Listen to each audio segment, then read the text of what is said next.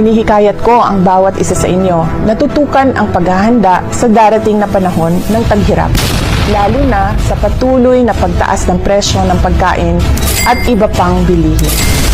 May oras para sa lahat at hindi ito ang panahon ng paninira at pamumulitika, lalo na malayo pa ang susunod na halalan para sa pagkapangulo.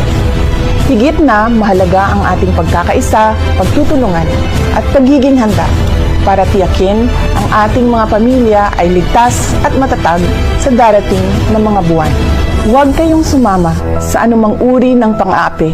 Sa halip, sa mga oras ng kagipitan, magmasid at magkilala kung sino ang tunay na mga kaibigan na nasa inyong tabi. Lahat ng bagay sa mundo ay may kanya-kanyang panahon.